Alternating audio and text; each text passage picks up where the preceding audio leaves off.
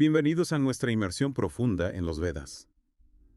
Prepárense para un viaje fascinante a través del antiguo conocimiento de la India. Donde exploraremos los textos que forman la base de la religión védica. Exacto, precursora del hinduismo. Y lo que hace a estos textos aún más especiales es Claro. su antigüedad en esto. El Rig Veda, el más antiguo de los cuatro, fue compuesto oralmente en sánscrito a mediados del segundo milenio antes de Cristo. Es increíble, hablamos de un conocimiento que se ha transmitido durante milenios. ¿Y qué me dices de los otros tres Vedas?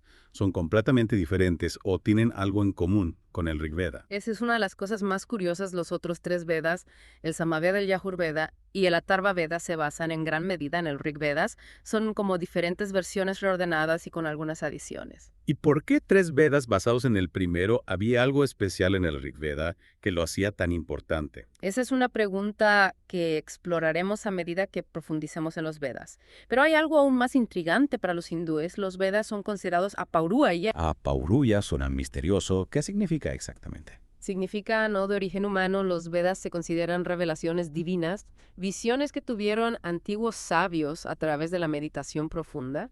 Es una idea fascinante. Entonces, si no fueron escritos por humanos, ¿cómo se compilaron? ¿Quién los organizó? La tradición atribuye la compilación de los Vedas al mítico sabio Vyasa, quien organizó los mantras en 4 samitas o colecciones. Hablando de mantras, recuerdo haber leído sobre ellos, pero no tengo muy claro qué son exactamente. Los mantras son la esencia de los Vedas, son oraciones, himnos y fórmulas sagradas como si fueran códigos de energía dirigidos a diferentes deidades. Digas como, Como Agni, el dios del fuego, o Indra, un dios poderoso que luego se asoció con las tormentas. Agni, esa palabra me suena, no tiene algo que ver con ignición en español. Tienes razón, comparten la misma raíz lingüística. Agni en sánscrito, ignis en latín. Es increíble cómo las lenguas antiguas revelan conexiones tan profundas entre culturas. Es verdad, es como si estuviéramos descubriendo un lenguaje universal, pero volviendo a los Vedas, ¿podría explicarme un poco más sobre su estructura, en qué se diferencian entre sí? Cada Veda tiene su propio enfoque y propósito. El Rig Veda, como ya dijimos, es el más antiguo y contiene himnos que invocan a los dioses, especialmente a Indra y Agni. El Samaveda, por otro lado, se centra en las melodías y los cantos, utilizando muchos himnos del Rig Veda, pero con un enfoque musical. Imagínate rituales antiguos con música en vivo. Eso sí que debía ser impresionante. ¿Y qué me dices del Yajurveda? ¿Y el Atharva Veda también están llenos de himnos? El Ayurveda es diferente, se centra en los aspectos prácticos de los sacrificios con instrucciones y procedimientos detallados. Es como un manual antiguo para rituales y el Atharva Veda, bueno, este es un poco más peculiar. Peculiar, cuéntame más. Es una mezcla de himnos y hechizos que abarcan temas como la curación, la protección e incluso las maldiciones. Wow, eso sí que es interesante. ¿Y por qué era tan diferente a los demás? Su enfoque no se limitaba a los sacrificios de fuego, lo que lo hacía menos ortodoxo para la época. De hecho, al principio no fue aceptado tan fácilmente como los otros tres. Entiendo, hemos hablado de Vedas, mantras, samitas. Siento que estoy aprendiendo un nuevo idioma y que de los términos Ruti y Smriti los he visto mencionados en algunos textos. Buena pregunta.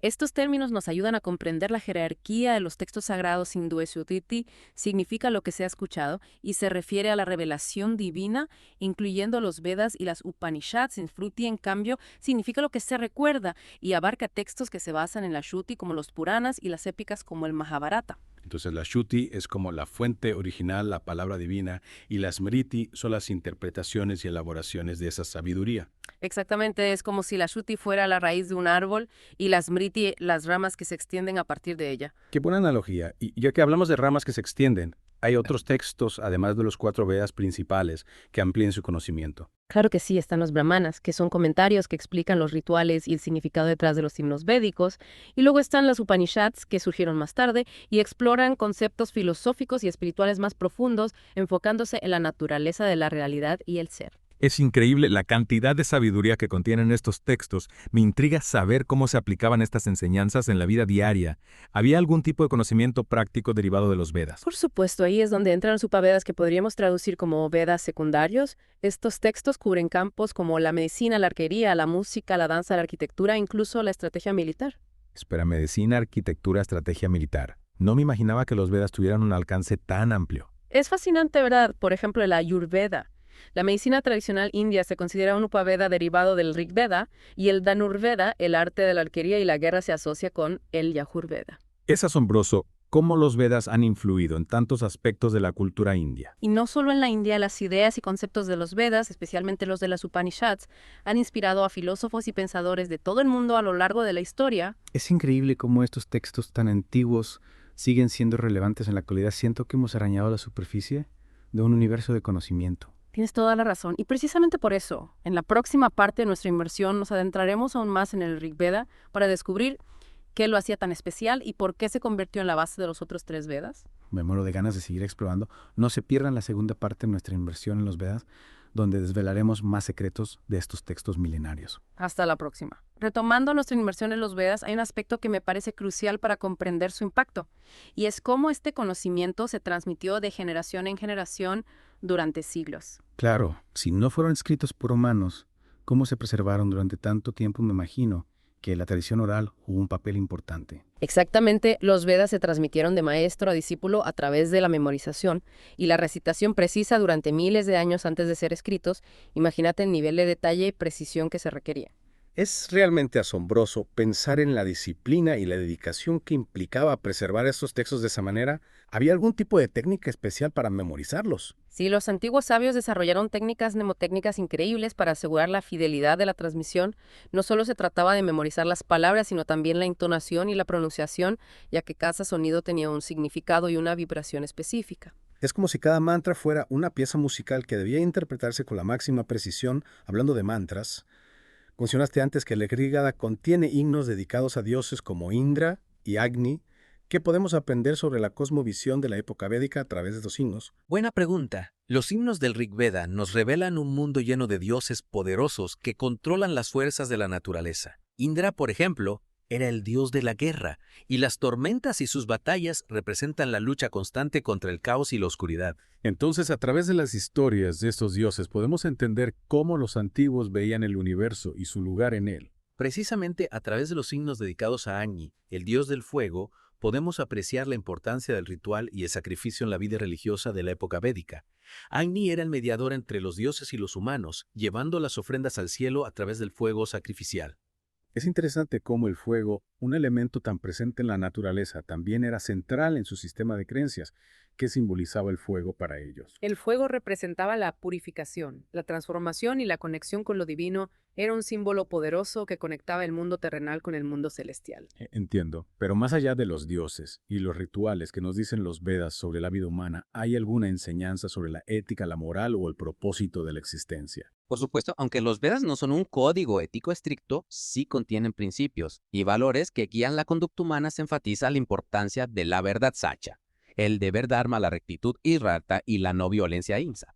Estos valores resuenan con muchas otras tradiciones filosóficas y espirituales. ¿Cómo se relacionan estos principios con la vida diaria de las personas en la época védica? Estos principios se integraban en todos los aspectos de la vida. El Dharma, por ejemplo, no se limitaba a un conjunto de reglas, sino que implicaba vivir en armonía con el orden cósmico, cumpliendo con las responsabilidades propias de cada individuo según su posición social y etapa de la vida. Es como si estos principios les proporcionaran una brújula moral para navegar por la vida. ¿Y qué hay del propósito de la existencia? ¿Qué nos dicen los Vedas sobre eso? Los Vedas apuntan hacia la búsqueda de la liberación espiritual. La unión con lo divino. Este camino implicaba la comprensión de la verdadera naturaleza del ser, la trascendencia del ego y el cultivo de virtudes como la compasión y la sabiduría. Es fascinante cómo estas ideas que surgieron hace miles de años siguen siendo relevantes en la actualidad. Los Vedas nos invitan a reflexionar sobre nuestra propia existencia y a buscar una vida con propósito. Exactamente. Y es por eso que estudiarlos y comprenderlos nos enriquece tanto,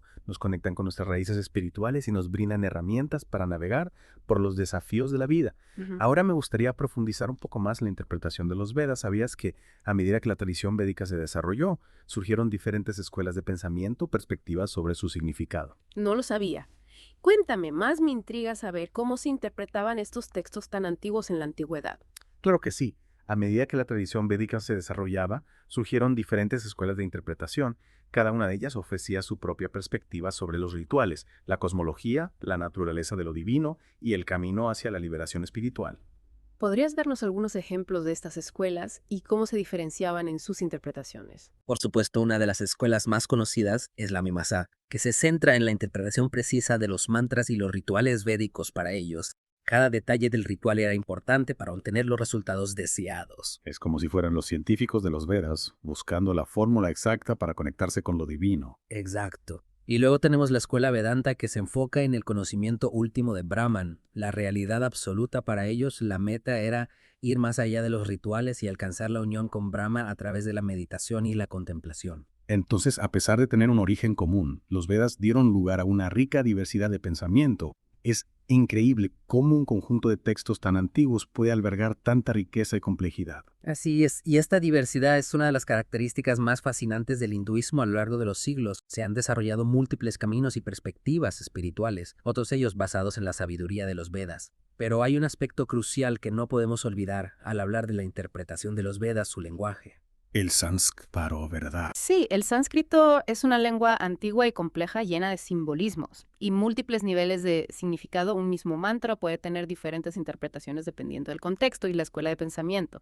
Por eso, la comprensión del sánscrito es fundamental para una interpretación profunda de los Vedas. Es como si el sánscrito fuera la llave que abre las puertas a la sabiduría de los Vedas. Exactamente, y es por eso que la tradición oral era tan importante. Los maestros transmitían no solo las palabras, sino también la comprensión profunda del lenguaje y sus sutilezas. Wow, siento que estamos apenas arañando la superficie de un océano de conocimiento. ¿Qué más podemos descubrir sobre el lenguaje de los Vedas? Hay mucho por explorar. Por ejemplo, el concepto de mantra en sí mismo es fascinante. No se trata solo de palabras, sino de sonidos con una vibración específica que puede afectar nuestra conciencia. Es como si los mantras fueran una tecnología espiritual que utiliza el sonido para conectarnos con lo divino. Exacto, y el sánscrito, con su estructura fonética y su riqueza simbólica, era el vehículo perfecto para crear estos poderosos instrumentos de transformación. Pero creo que por ahora hemos cubierto bastante terreno en esta segunda parte de nuestra inmersión.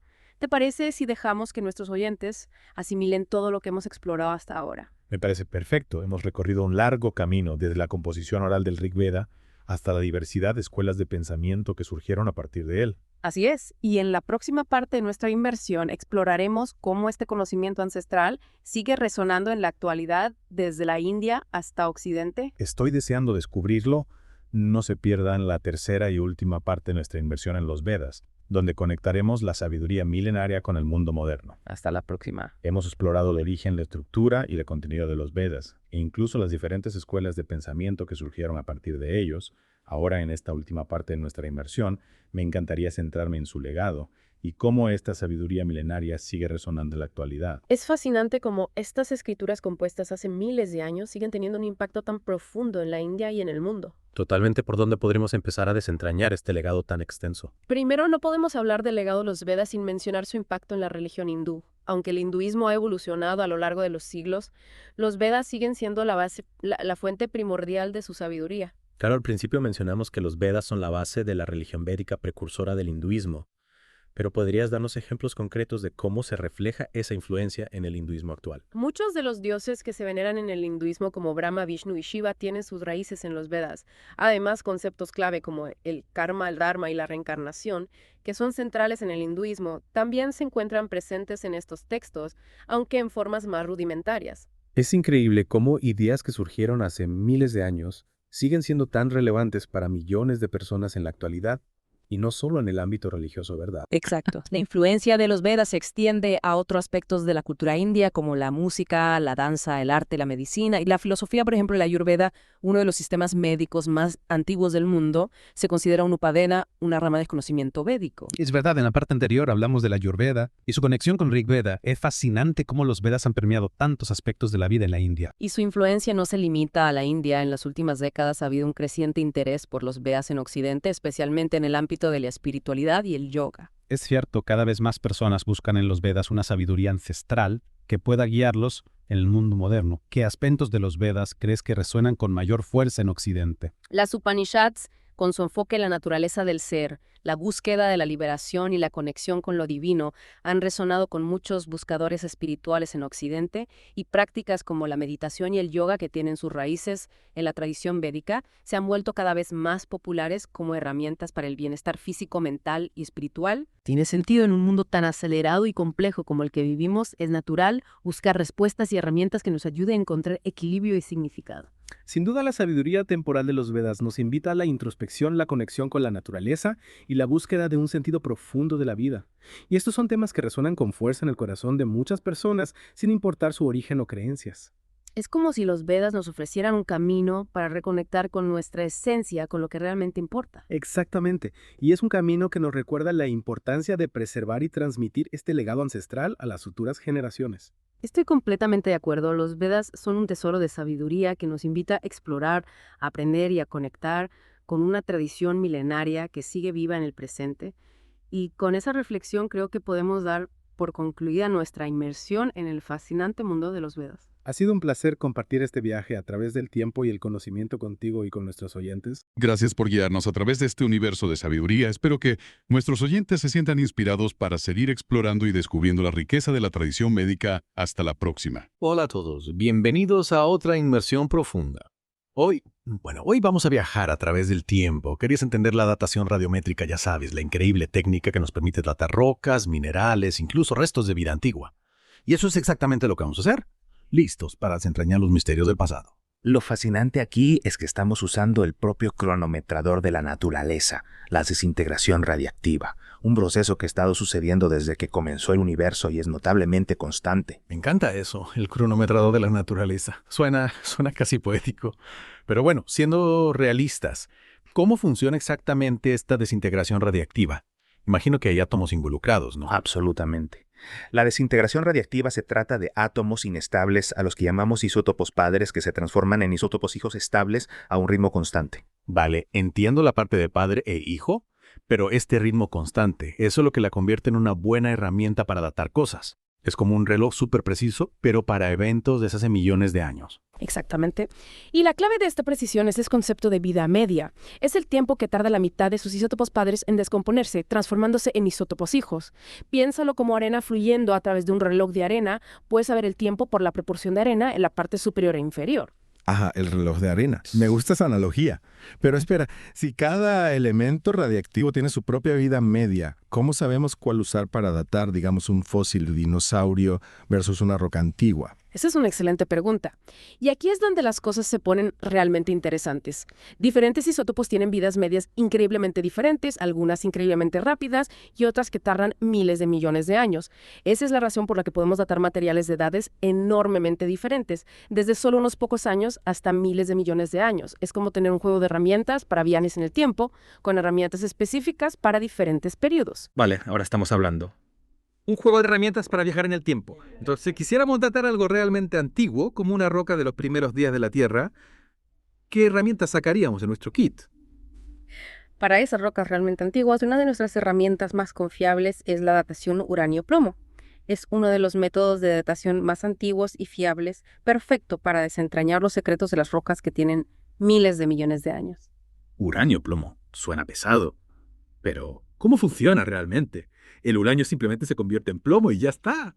¿O hay algo más en esta historia? Buena pregunta. No es un cambio instantáneo.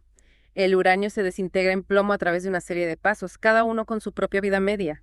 Lo que hace que este método sea tan poderoso es un pequeño mineral llamado zircón. Espera, zircón. Esas pequeñas piedras brillantes que a veces se usan en joyería. Estas diminutas cosas contienen claves para la historia de la Tierra. Exactamente. Los zircones son como pequeñas cápsulas del tiempo. Atrapan uranio dentro de su estructura cuando se forman, pero rechazan el plomo. Eso significa que cualquier plomo que encontremos en un cristal de zircón debe provenir de la desintegración del uranio atrapado en su interior. Midiendo la proporción de uranio a plomo, los científicos pueden calcular la edad de ese cristal de zircón y por extensión de la roca en la que se encuentra. Es increíble pensar que esas diminutas motas brillantes contienen secretos sobre la historia temprana de la Tierra. Pero, ¿qué pasa con los eventos más recientes? Digamos que queremos datar algo de la historia humana, como un antiguo artefacto o un fósil humano. ¿Qué herramienta usaríamos entonces? Entonces recurriríamos a nuestro filamigo, la datación por radiocarbono, que quizás conozcas como datación por carbono 14. Es perfecto para materiales orgánicos, huesos, madera, tela, cosas que alguna vez estuvieron vivas. Correcto, la datación por radiocarbono. Recuerdo haber oído hablar de eso. Tiene que ver con el carbono, obviamente, pero ¿cómo se puede utilizar el carbono para averiguar cuánto tiempo hace que algo murió? Bueno, se basa en un isótopo especial de carbono. El carbono 14, que se forma constantemente en la atmósfera. Así que este carbono 14 flota en el aire, y eso nos dice algo sobre la edad de, digamos, un antiguo esqueleto. Todavía no lo entiendo del todo. Déjame explicarte. Este carbono 14 es absorbido por los seres vivos, plantas, animales, incluso nosotros, mientras estamos vivos. Pero cuando un organismo muere, deja de absorber nuevo carbono 14 y el que ya está presente comienza a descomponerse. Ajá, ya veo. Entonces, al medir cuánto carbono 14 queda en una muestra, podemos averiguar cuánto tiempo hace que murió ese organismo. Es increíble lo que podemos aprender de un poco de carbono. Precisamente. Y aunque la datación por radiocarbono es fantástica para desentrañar el pasado relativamente reciente, hasta unos 50.000 años, ¿qué pasa si queremos adentrarnos en las brumas del tiempo, los primeros días del sistema solar? Ahí es donde entran en juego los radionucleidos extintos. Vale, ahora sí que me has dejado intrigado. Radionucleidos extintos. Suena intenso, como algo sacado de una película de ciencia ficción. ¿Qué son exactamente? ¿Y cómo nos ayudan a datar cosas que son incluso más antiguas que los dinosaurios? Son una herramienta increíble para mirar hacia atrás esos primeros eventos. Piensa en ello, estamos hablando de intentar datar la formación de los primeros sólidos en nuestro sistema solar, los componentes básicos de los planetas. Esos eventos ocurrieron hace miles de millones de años. Pero no te preocupes, estos radionucleidos extintos dejaron sus huellas dactilares y esas huellas pueden contarnos historias increíbles sobre los primeros capítulos del sistema solar. Vale, pero un segundo. Dijiste extintos. Eso significa que estos radionucleidos ya no existen. Entonces, ¿cómo podemos usar algo que ya no existe para datar cosas? Que estoy un poco perdido. Es una pregunta brillante. Aunque estos isótopos se han ido, dejaron rastros reveladores de meteoritos y otros materiales antiguos. Tomemos, por ejemplo, el cronómetro de aluminio-magnesio. Cronómetro de aluminio-magnesio. Suena a un dispositivo sofisticado. ¿Cómo funciona este cronómetro en particular? Utiliza la desintegración del aluminio 26, un isótopo que ya no existe de forma natural en la Tierra, en magnesio 26. El aluminio 26 tiene una vida media relativamente corta, alrededor de 720.000 años. Eso puede sonar mucho, pero es un abrir y cerrar de ojos en comparación con la edad del sistema solar. Ahora, aquí está la clave. Cuando se estaba formando el sistema solar, el aluminio 26 estaba presente y se desintegraba activamente. Se incorporó a los primeros sólidos como los cóndrulos, que son pequeñas gotas fundidas que se encuentran en los meteoritos. Entonces estos cóndrulos actuaron como pequeñas cápsulas del tiempo, atrapando el aluminio 26 antes de que se desintegrara por completo, como esos circones de los que hablamos antes. Exactamente. Así que cuando los científicos estudian los cóndrulos hoy en día, encuentran un exceso de magnesio 26 en comparación con lo que esperarían, basándose en la abundancia de otros isótopos de magnesio. Ese exceso de magnesio 26 es el signo revelador de la presencia pasada de aluminio 26. Es como si el aluminio 26 dejara su autógrafo en esos cóndrulos. Increíble. Entonces, midiendo este exceso de magnesio 26, los científicos pueden calcular cuánto aluminio 26 debía haber presente en el cóndrulo cuando se formó. Y a partir de ahí, averiguar la edad del cóndrulo. Precisamente. Y al datar estos cóndrulos, estamos echando un vistazo a las primeras etapas de la formación de los planetas. Esto es alucinante. Hemos pasado de datar rocas antiguas a observar los componentes básicos de los planetas. Realmente tenemos un juego de herramientas increíble para viajar en el tiempo.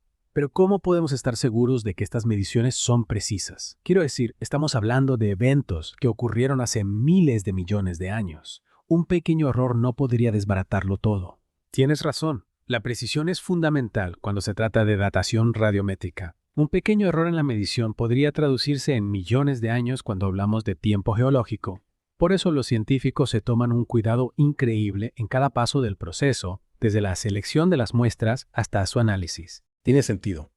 No querríamos un fragmento de roca más joven contaminando nuestra muestra de roca antigua. Eso sin duda nos daría una edad incorrecta.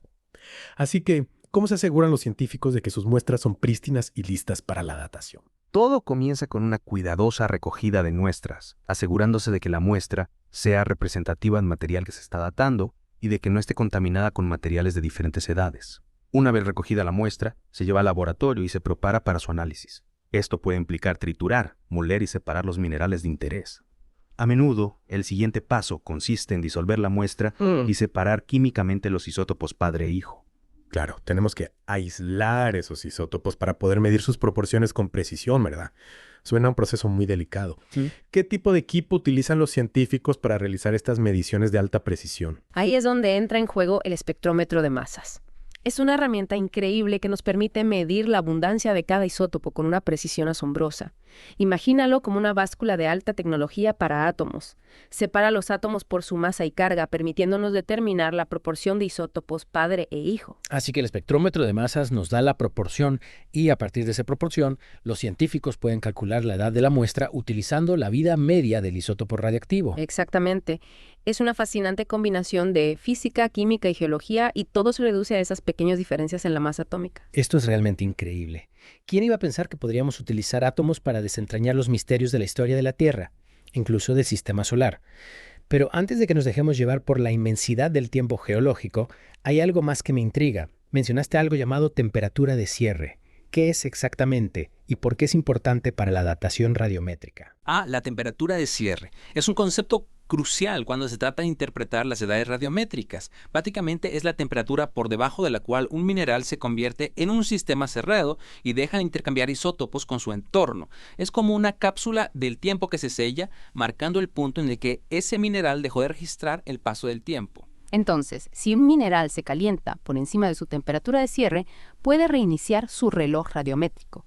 ¿Cómo saben los científicos la temperatura de cierre de diferentes minerales? No lo complica todo. Es una pregunta perspicaz y sí, comprender la temperatura de cierre es esencial para interpretar correctamente las edades radiométricas.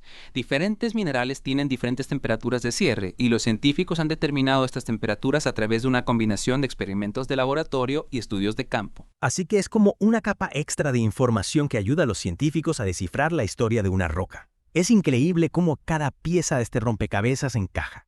Pero también me pregunto, ¿no hay margen de error en la datación radiométrica? Después de todo, estamos tratando con procesos naturales que ocurrieron hace mucho tiempo. ¿Cómo abordan los científicos estas posibles fuentes de error y garantizan la fiabilidad de sus resultados? Es una pregunta excelente y es algo que los científicos siempre tienen en cuenta. Ninguna técnica científica es perfecta y la datación radiométrica no es una excepción. Hay posibles fuentes de error, como la contaminación de la muestra o la pérdida de isótopos a lo largo del tiempo. Entonces, ¿cómo mitigan los científicos estos riesgos y garantizan la precisión de sus resultados? ¿Es simplemente una cuestión de tener cuidado en el laboratorio o hay algo más? Se trata de minimizar la incertidumbre y construir un caso sólido y fiable para la edad de una muestra. Los científicos emplean varios métodos para abordar las posibles fuentes de error. En primer lugar, como hemos comentado, una cuidadosa recogida y preparación de las muestras es fundamental. Se toman medidas estrictas para evitar la contaminación y garantizar que la muestra sea representativa del material que se está datando. Eso tiene sentido. Pero supongamos que tenemos una muestra perfectamente recogida. Hay otras comprobaciones y equilibrios en el proceso de datación en sí que ayuden a garantizar la precisión. Absolutamente. Los científicos suelen utilizar múltiples métodos de datación en la misma muestra para comprobar los resultados. Si diferentes métodos arrojan edades similares, refuerza la fiabilidad de la datación. También se utiliza el análisis estadístico para evaluar la incertidumbre en las mediciones y proporcionar un rango de edad en lugar de una sola fecha precisa. Así que, en esencia, se trata de comprobar los resultados, utilizar múltiples métodos y ser transparentes sobre el margen de error. Es realmente tranquilizador. Pero también me pregunto, ¿hay alguna crítica a la datación radiométrica? ¿Hay alguna persona que dude de su fiabilidad? Como cualquier campo científico, la datación radiométrica ha sido objeto de escrutinio y debate a lo largo de los años. Algunas personas han expresado su escepticismo sobre su fiabilidad, a menudo basándose en interpretaciones erróneas de los principios científicos o en ideas preconcebidas sobre la edad de la Tierra. Es comprensible que la gente tenga preguntas, sobre todo cuando se trata de conceptos tan complejos como el tiempo geológico. ¿Cómo responden los científicos a estas críticas y abordan las preocupaciones que la gente pueda tener? Los científicos abordan las críticas recurriendo al vasto conjunto de pruebas que sustentan la datación radiométrica. Se han publicado innumerables estudios revisados por pares que demuestran la precisión y fiabilidad de estos métodos. Los científicos también destacan la coherencia de las edades radiométricas obtenidas de diferentes muestras y utilizando diferentes técnicas de datación. Así que se trata de transparencia, apertura a la crítica y de basarse en las pruebas científicas. Es bueno saber que los científicos se toman en serio estas preocupaciones y se esfuerzan por abordarlas de frente. Pero, volviendo a la magia de la datación radiométrica en sí, ¿puedes contarnos algunos ejemplos específicos de cómo esta técnica ha revolucionado nuestra comprensión del pasado? Por supuesto. Hay innumerables ejemplos de cómo la datación radiométrica ha transformado nuestra comprensión de la historia de la Tierra y del propio sistema solar. Me encantaría escuchar algunos de los más destacados. Bueno, uno de los ejemplos más fundamentales es la determinación de la edad de la Tierra. Durante siglos, la edad de la Tierra fue un tema de intensa especulación y debate. Las estimaciones iban desde unos pocos miles de años hasta millones, incluso miles de millones de años. Es todo un abanico. Es difícil imaginar lo diferente que debía ser la visión del mundo antes de que tuviéramos una forma fiable de determinar la edad de nuestro planeta. Entonces, ¿cómo nos ayudó la datación radiométrica a resolver este misterio? No fue hasta principios del siglo XX, con el descubrimiento de la radiactividad y el desarrollo de las primeras técnicas de datación radiométrica, cuando empezamos a tener una idea más precisa. Esas primeras técnicas, como la datación uranio-plomo, apuntaban a una edad de miles de millones de años. Y esas primeras estimaciones se mantuvieron a medida que las técnicas fueron mejorando y refinándose a lo largo de los años. Absolutamente. A medida que las técnicas han ido mejorando, nuestra estimación se ha vuelto más precisa. Hoy en día, gracias a la datación radiométrica, sabemos que la Tierra tiene unos 4.540 millones de años, con un margen de error de unos pocos millones de años. Es una edad increíblemente específica para algo tan antiguo. Es realmente extraordinario. Y la edad de la Tierra es solo un ejemplo de cómo la datación radiométrica ha revolucionado nuestra comprensión de la geología. Apuesto a que hay muchos otros ejemplos increíbles de cómo esta técnica ha cambiado nuestra visión del pasado. ¿Qué otros misterios ha ayudado a resolver la datación radiométrica? ¿Por dónde empezar? Ha sido fundamental para trazar la historia de la tectónica de placas, la teoría de que la corteza terrestre está formada por placas móviles. Antes de la tectónica de placas, los geólogos tenían dificultades para explicar fenómenos como las cadenas montañosas, los terremotos y los volcanes. Pero la datación radiométrica proporcionó la pieza clave del rompecabezas. Ya veo. Al datar rocas de diferentes continentes y fondos oceánicos, los científicos pudieron seguir el movimiento de las placas a lo largo de millones de años, reconstruyendo la historia de cómo los continentes se han separado y colisionado. Exactamente. La datación radiométrica nos permitió ver los continentes en movimiento, presenciar los procesos dinámicos que han dado forma a la superficie de la Tierra. Y no se trata solo de la visión general. La datación radiométrica también nos ha ayudado a comprender la historia de cordilleras específicas, como el Himalaya. El Himalaya, la cordillera más alta del mundo, se formó por la colisión de las placas tectónicas india y euroasiática, ¿verdad? ¿Cómo nos ayudó la datación radiométrica a comprender este evento monumental? Los científicos han utilizado la datación radiométrica para determinar cuándo comenzó esa colisión y cómo han crecido las montañas a lo largo del tiempo. También han utilizado estas técnicas para estudiar las tasas de erosión del Himalaya, proporcionando información sobre los impactos a largo plazo del cambio climático en estas majestuosas montañas. Es fascinante cómo la datación radiométrica puede utilizarse para estudiar procesos que ocurren en escalas de tiempo tan diferentes, desde la lenta deriva de los continentes hasta la rápida erosión de las montañas. Es realmente una herramienta notable, pero no nos olvidemos de nuestros propios antepasados. Mencionaste antes que la datación por radiocarbono es ideal para datar materiales orgánicos. Apuesto a que esto ha tenido un gran impacto en nuestra comprensión de la historia humana y la evolución, ¿verdad? Absolutamente.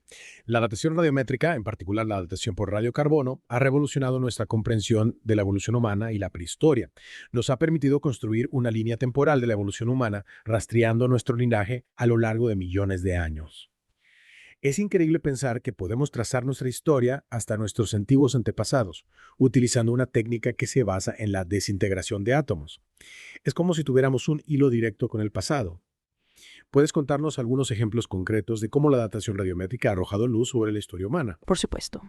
Uno de los ejemplos más famosos es la datación de los restos de los primeros homínidos, como Lucy, el famoso esqueleto de Australopithecus afarensis. La datación por radiocarbono permitió a los científicos determinar que Lucy vivió hace unos 3,2 millones de años, proporcionando información crucial sobre la evolución de nuestro linaje. Es increíble. Es como si pudiéramos mirar a través del tiempo y ver a Lucy caminando por la Tierra hace millones de años. Pero no se trata solo de huesos, ¿verdad? Apuesto a que la datación por radiocarbono se ha utilizado para datar todo tipo de restos de la vida humana primitiva. Tienes razón. La datación por radiocarbono también se ha utilizado para datar herramientas antiguas, artefactos e incluso pinturas rupestres, proporcionando una visión de la vida de nuestros antepasados.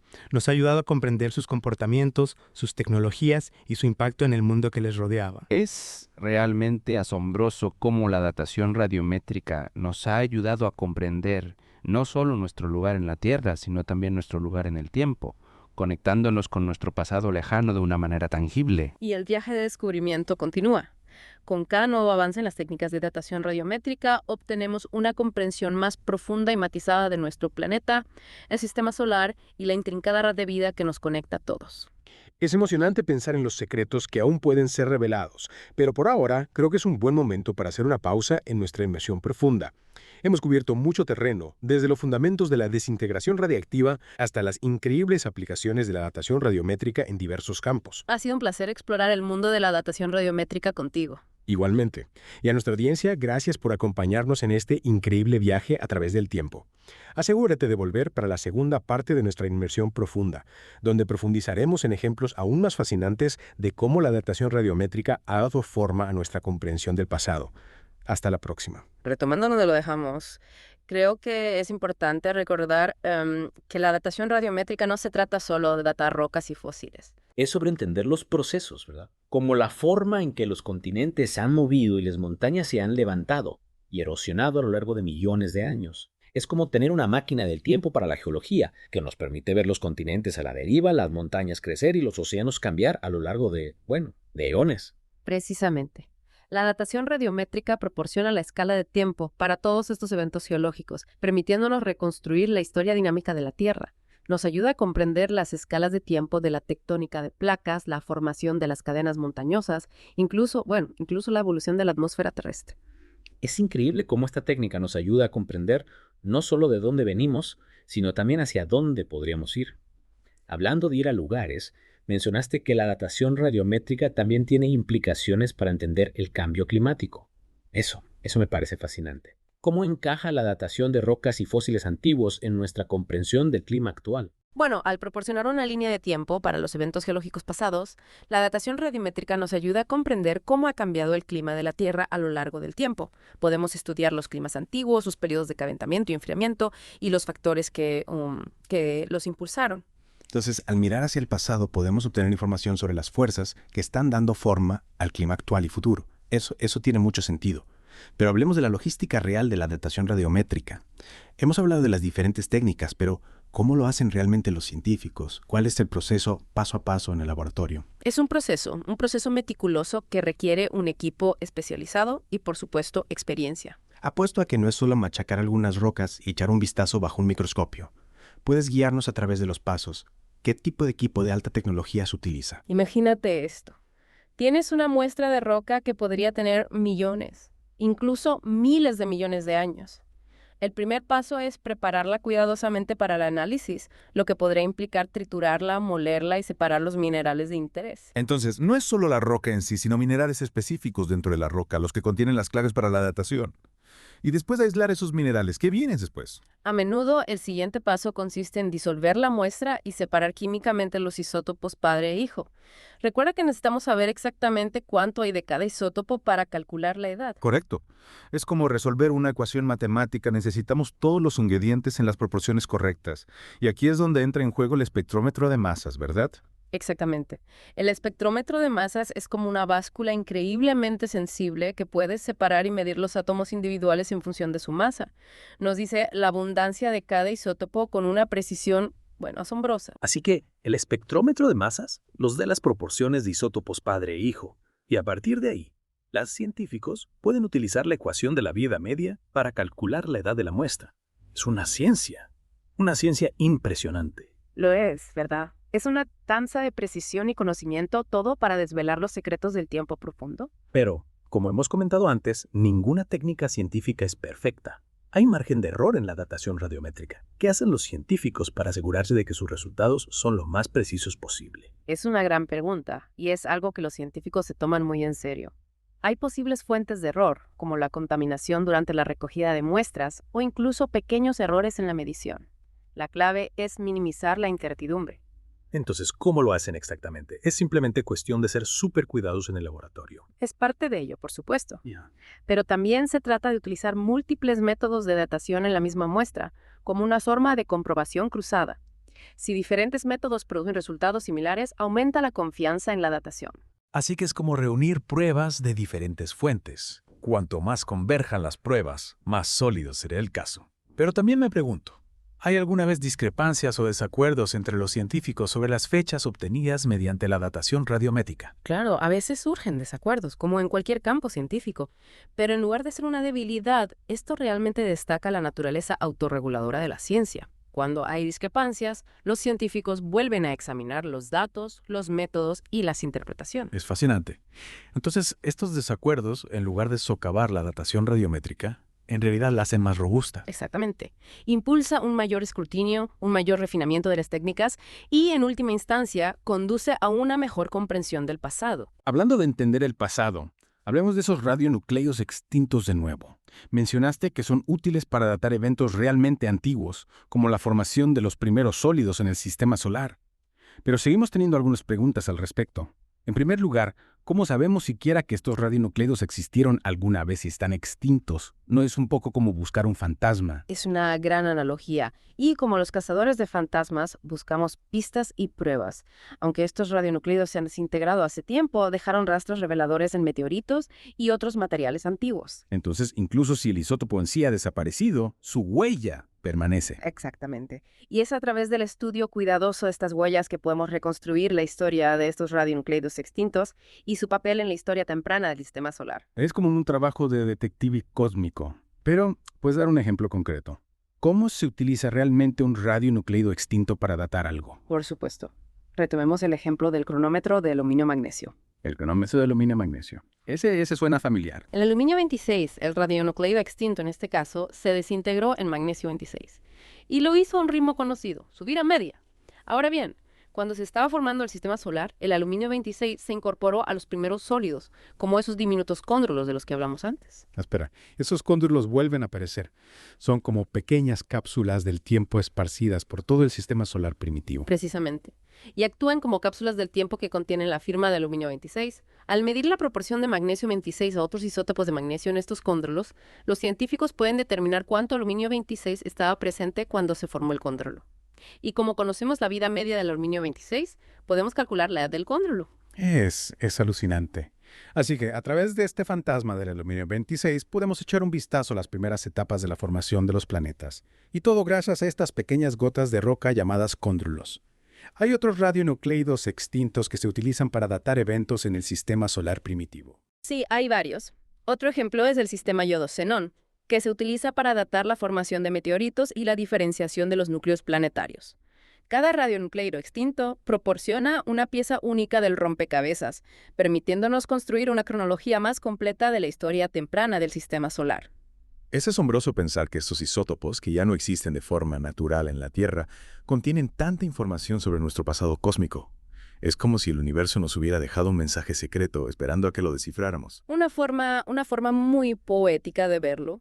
Y a medida que seguimos refinando estas técnicas, vamos obteniendo una comprensión más matizada y detallada de nuestros orígenes cósmicos. Pero no nos limitemos al espacio exterior. Mencionaste antes que los radionucleidos extintos también tienen implicaciones para comprender los procesos aquí en la Tierra. ¿Puedes ampliar eso? Por supuesto. Por ejemplo, los científicos están utilizando radionucleidos extintos para estudiar la dinámica del manto terrestre, la vasta capa que hay bajo la corteza. ¡Wow! El manto terrestre. Esa es la parte de nuestro planeta a la que menos sabemos, ¿verdad? Es como el motor que impulsa la tectónica de placas y la actividad volcánica. ¿Cómo encajan ahí los radionucleidos extintos? Bueno, al estudiar la distribución de ciertos isótopos producidos por la desintegración de radionucleidos extintos, los científicos pueden obtener información sobre los procesos que ocurrieron en el manto primitivo de la Tierra. Nos ayuda a comprender cómo ha evolucionado el manto con el tiempo, cómo se transporta el calor y el material desde las profundidades de la Tierra hasta la superficie. Así que estos isótopos extintos son como pequeños mensajeros del pasado, llevando información sobre la historia y el funcionamiento interno de nuestro planeta. Exactamente. Y no se detiene ahí. Los radionucleidos extintos también se están utilizando para estudiar la evolución de la atmósfera y los océanos de la Tierra. Al analizar la composición isotópica de rocas antiguas, sedimentos e incluso burbujas de aire atrapadas en el hielo antiguo, los científicos pueden rastrear los cambios en la composición de la atmósfera y los océanos a lo largo del tiempo. Es realmente increíble cómo estos isótopos desaparecidos tienen tanto que enseñarnos sobre nuestro planeta y el sistema solar. Realmente pone de manifiesto la interconexión de todo en el universo, ¿verdad? Absolutamente. Desde la formación de los primeros sólidos en el sistema solar hasta la evolución de la atmósfera y los océanos de la Tierra, los radionucleidos extintos han dejado su huella en la historia de nuestro planeta. Es un pensamiento asombroso. Y destaca el increíble poder de la ciencia para conectar los reinos aparentemente dispares de la astronomía, la geología e incluso la biología. Pero antes de que nos dejemos llevar por esas grandes ideas cósmicas, volvamos a la Tierra y hablemos de algunos ejemplos concretos de cómo la datación radiométrica, utilizando tanto isótopos radiactivos como extintos, ha cambiado nuestra comprensión del pasado. Es una gran idea. Creo que siempre es útil ver cómo se aplican estas técnicas en escenarios del mundo real. Totalmente. Hemos hablado mucho de teoría y principios, pero ahora quiero ver cómo funciona todo en la práctica. ¿Puedes compartir algunos ejemplos específicos que demuestren el impacto de la datación radiométrica en diferentes campos? Retomando la idea de aplicar estas técnicas en el mundo real, hay muchísimos ejemplos. Empecemos por una de las preguntas más fundamentales de la ciencia, la edad de la Tierra. Como comentamos antes, durante siglos la edad de la Tierra fue objeto de intensos debates. Las estimaciones variaban enormemente, basadas en diferentes interpretaciones de textos religiosos, observaciones geológicas y cálculos basados en tasas de enfriamiento u otros procesos. Así que había muchas conjeturas, pero ninguna forma realmente fiable de precisar la edad de nuestro planeta. Era como un misterio sin resolver. Entonces, ¿cómo cambió todo esto con la llegada de la datación radiométrica? Bueno, la datación radiométrica proporcionó la herramienta, la evidencia basada en la física que necesitábamos para responder a esta pregunta fundamental. Recuerda que esas primeras técnicas, como la datación uranio-plomo, apuntaban a una edad de miles de millones de años, lo que contradecía muchas de las estimaciones anteriores. Es un gran cambio de paradigma, pasar de pensar que la Tierra tenía solo unos pocos miles de años a darse cuenta de que en realidad tenía miles de millones de años. Eso debió de sacudir el mundo científico. Sin duda. Y no se trató de una única medición. A medida que se fueron descubriendo y refinando más técnicas de datación radiométrica, todas ellas apuntaban a una Tierra antigua con una historia que abarcaba miles de millones de años. Así que había un cuerpo de evidencia creciente. Todo convergiendo en la misma conclusión, la Tierra era mucho más antigua de lo que nadie había imaginado. Exactamente. Y esa comprensión de la vasta escala de tiempo geológico abrió nuevas vías de investigación en todos los campos de la ciencia.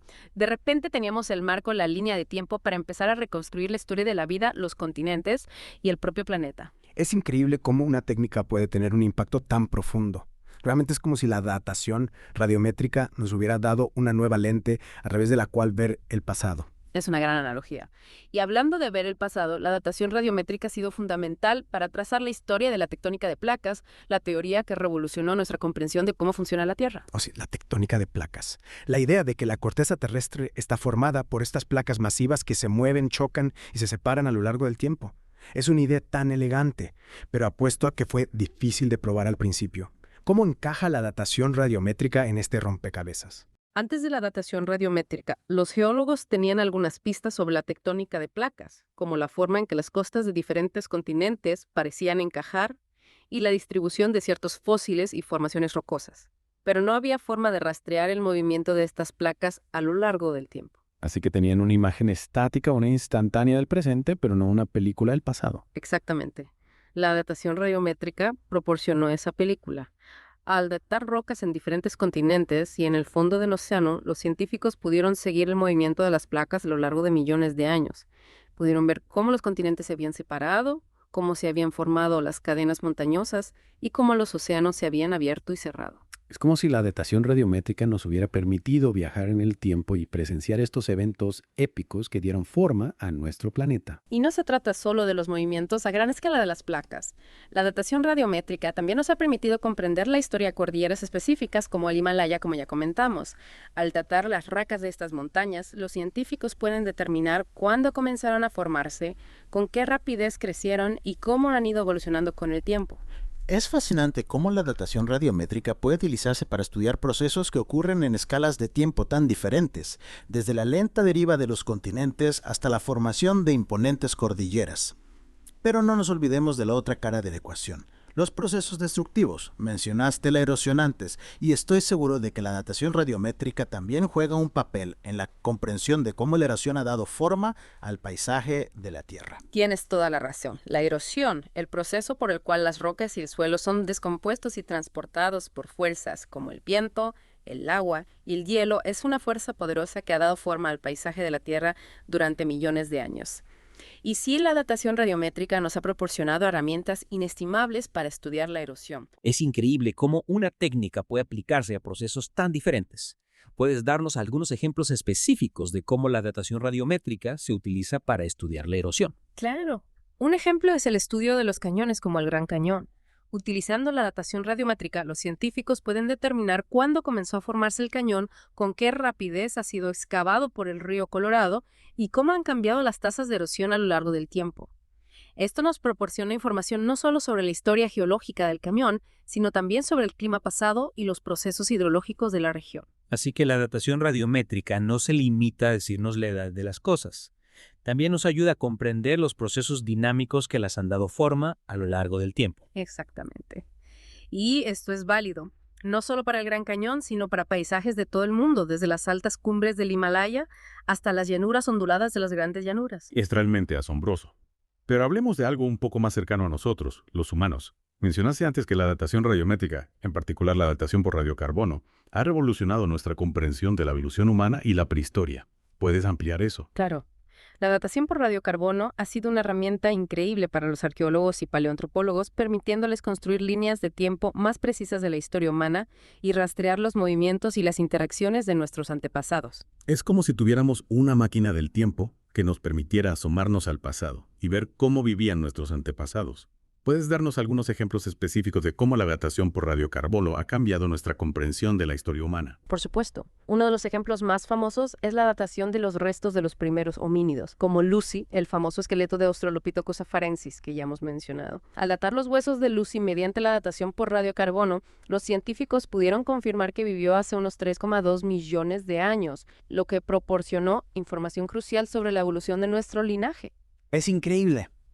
Es como si pudiéramos mirar a través del tiempo y ver a Lucy caminando por la Tierra hace millones de años. Y no se limita a los huesos. La datación por radiocarbono también se ha utilizado para datar artefactos, herramientas e incluso restos de alimentos, proporcionando una visión holística de las vidas de nuestros antepasados. Así que podemos aprender sobre sus dietas, sus tecnologías e incluso sus patrones de migración.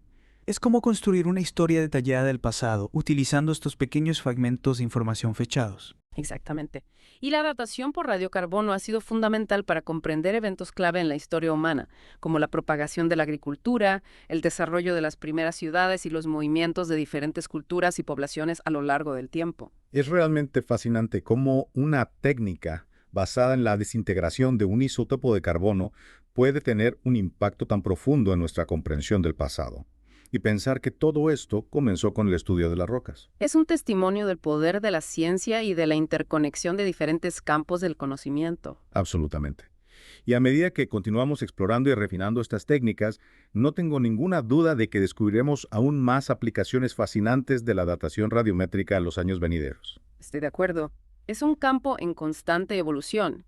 Y siempre hay nuevos descubrimientos a la vuelta de la esquina. En ese espíritu de descubrimiento continuo, creo que es un buen momento para concluir nuestra inmersión profunda en el mundo de la datación radiométrica. Ha sido un viaje increíble a través del tiempo explorando los fundamentos de esta poderosa técnica y sus innumerables aplicaciones. Ha sido un placer compartir este viaje contigo. Igualmente.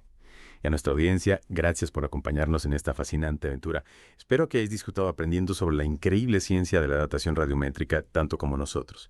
Hasta la próxima. Seguid explorando, seguid cuestionando y seguid maravillándoos por las increíbles historias que la ciencia nos revela sobre nuestro planeta, nuestro sistema solar y nosotros mismos.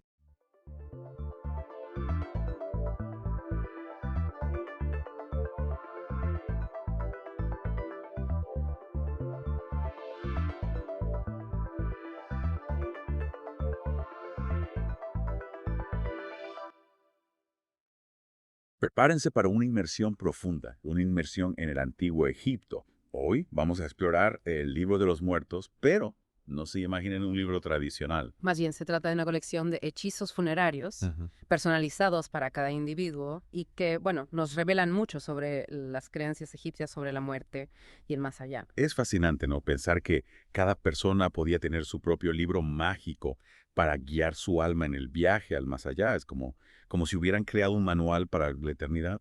Exacto. Y lo más interesante es que estos hechizos, bueno, evolucionaron a lo largo de siglos, reflejando cambios en la sociedad egipcia. Y empezaron con los textos que se encuentran en las pirámides, ¿verdad? Sí, los textos de las pirámides eran exclusivos para la realeza. Faraones que buscaban, digamos, asegurarse una buena vida en el más allá. Luego, con el tiempo, la idea de la vida después de la muerte se extendió a otros miembros de la élite, surgiendo los textos de los sarcófagos. Finalmente, durante la dinastía 26, se estandarizó en la recensión saíta, la versión que hoy conocemos como el Libro de los Muertos. Es curioso cómo la idea de la vida después de la muerte se fue democratizando, ¿no? Sí. Al principio solo los faraones tenían acceso a estos conocimientos, luego la élite y finalmente las personas. Es una observación muy interesante. Refleja un cambio en la sociedad egipcia, donde la idea de una vida después de la muerte se hizo más accesible. Y dentro de estos libros, ¿qué tipo de hechizos podemos encontrar? Hay 192 hechizos únicos, aunque claro, ningún libro los contiene todos. Algunos buscan proteger al difunto de criaturas aterradoras en el inframundo, otros ayudan a navegar por sus laberintos, y hay incluso hechizos para obtener poderes divinos en el más allá. Eso suena a un videojuego. Conocer el nombre de una criatura te daba poder sobre ella. Así es. Para los antiguos egipcios, el lenguaje tenía un poder mágico intrínseco. Saber el nombre de un dios, demonio o criatura te daba cierto control sobre ellos. De ahí la importancia de los jeroglíficos. Claro. No eran simples dibujos, sino representaciones de conceptos con una carga mágica. Ahora entiendo por qué se dice que los escribas egipcios eran tan meticulosos y cuidadosos con su trabajo. Exacto. Cada símbolo era crucial. Pero, si imaginamos la muerte de una persona en el Antiguo Egipto, ¿qué pasaba justo después? Lo primero era preservar los distintos aspectos del ser. Ajá. El Sa, el cuerpo físico, el Ka, la fuerza vital, el Ba, el alma, la sombra, incluso el nombre. Wow. Todos estos elementos eran importantes para la transición al más allá. ¿Y qué me dices del Ba? Me intriga esa imagen del ave con cabeza humana que podía salir de la tumba durante el día. El Ba tenía la libertad de explorar el mundo exterior, pero al llegar la noche debía regresar a la tumba.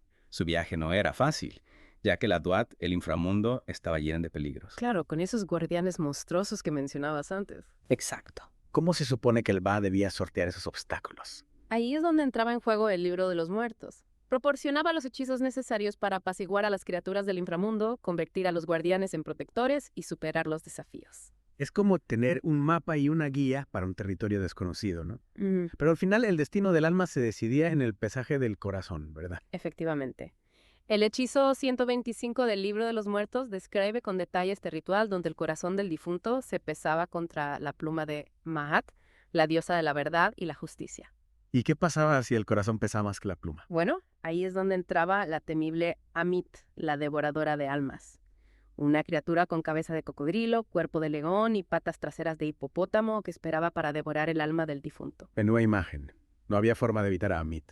Algunos hechizos, como el 30B, intentaban evitar que el corazón revelara las malas acciones del difunto, pero la mejor manera de superar el juicio era haber llevado una vida justa y de acuerdo a los principios de Maat. Entonces, el Libro de los Muertos no solo te protegía de monstruos, sino que también te recordaba la importancia de la moral y la ética en vida. Exactamente. El Libro de los Muertos no solo era una guía para el más allá, sino también un reflejo de los valores de la sociedad egipcia. Siendo así, me imagino que no todos podían permitirse tener su propio Libro de los Muertos. Tenías razón al suponerlo. Eran artículos de lujo, encargados por individuos o familias adineradas. Se elaboraban en papiro, material costoso, y los escribas los decoraban con ilustraciones. Eran obras de arte personalizadas para la eternidad, y cada libro era único. Así es, no existía un libro de los muertos estándar.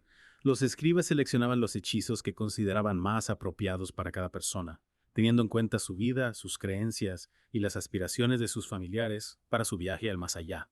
Es realmente increíble cómo este libro nos permite no solo adentrarnos en las creencias del Antiguo Egipto, sino también vislumbrar las vidas individuales de aquellos que lo encargaron. Justamente, el Libro de los Muertos es una ventana a la mente y el corazón de los antiguos egipcios. Y hablando de ventanas, ¿cómo hemos llegado a conocer el Libro de los Muertos en la actualidad? Bueno, su descubrimiento y traducción han sido un proceso largo y fascinante. A principios lo malinterpretó como una especie de Biblia egipcia, pero gracias a figuras clave como Champollion, que descifró los jeroglíficos, y Lepsius, que acuñó el término Libro de los Muertos, hemos podido comprender su verdadero significado. Es un legado increíble que nos permite conectar con una civilización tan antigua. Sin duda.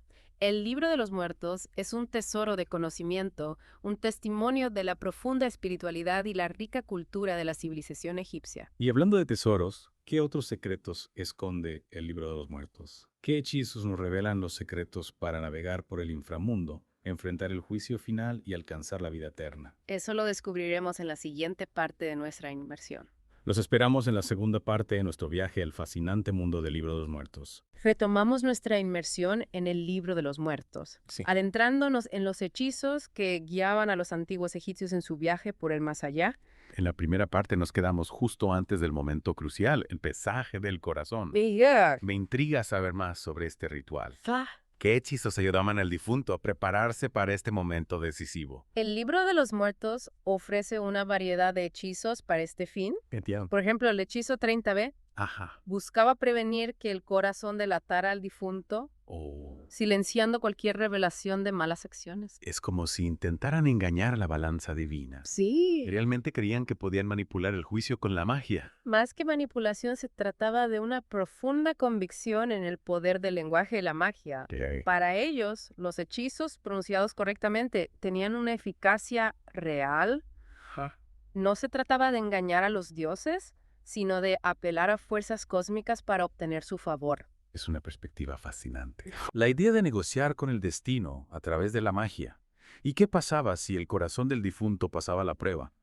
¿Qué les esperaba en el campo de juncos? El campo de juncos era el paraíso egipcio, una versión idílica del mundo terrenal. Entiendo. Imaginaban campos fértiles, ríos caudalosos y abundancia de alimentos. Wow.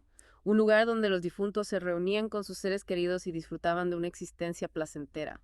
Un paraíso eterno, pero no se aburrían. Bueno. ¿Qué actividades realizaban en este lugar idílico? La vida al campo de juncos no era del todo ociosa. El libro de los muertos describe la necesidad de trabajar incluso en el paraíso. Trabajar en el paraíso. Eso sí que es una sorpresa. Para los antiguos egipcios, el trabajo era parte integral de la vida, incluso en el más allá. Por eso se incluían en las tumbas las estatuillas Ushepti, que cobraban vida mágicamente gracias a conjuros específicos. Esas pequeñas figuras eran como sirvientes mágicos para la otra vida. Exactamente. Interesante. Se encargaban de las tareas agrícolas, la construcción y cualquier otra labor necesaria para mantener el orden y la prosperidad en el más allá. Ya veo. Mientras tanto, el difunto podía disfrutar de otras actividades como banquetes, música, juegos. Claro. Y la compañía de sus seres queridos. Es interesante cómo su visión del paraíso incluía tanto el ocio como el trabajo. Sí. Y los dioses. ¿Tenían algún rol en el campo de juncos? Sí, la presencia divina era fundamental. El difunto alcanzaba atributos divinos, convirtiéndose en Osiris su nombre, y podía compartir la compañía de los dioses. La muerte no era el final. No. Sino el comienzo de una existencia aún más plena y significativa. Exactamente. Fascinante. El libro de los muertos era la guía para alcanzar esa existencia.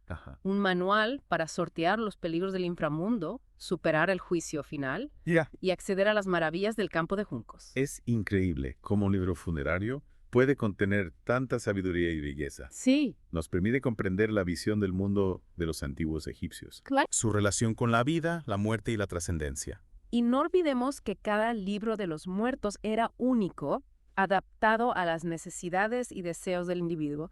No había una versión estándar. Entonces, cada libro era como un retrato espiritual del difunto. Precisamente. ¡Qué interesante!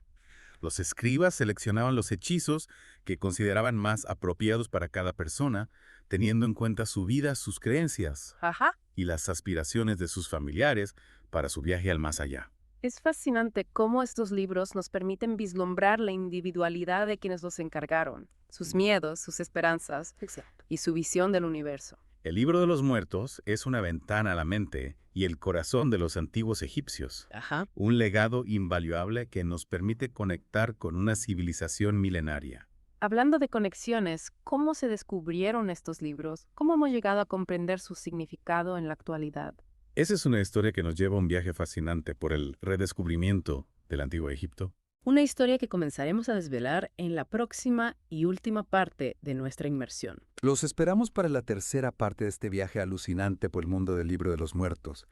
Retomamos nuestro viaje por el libro de los muertos, con una pregunta que, me ha rondado la cabeza durante toda nuestra inmersión. Adelante, ¿cuál es la pregunta que te intriga? Hemos explorado los hechizos, su significado, la visión del más allá, pero ¿Cómo hemos llegado a conocer todo esto?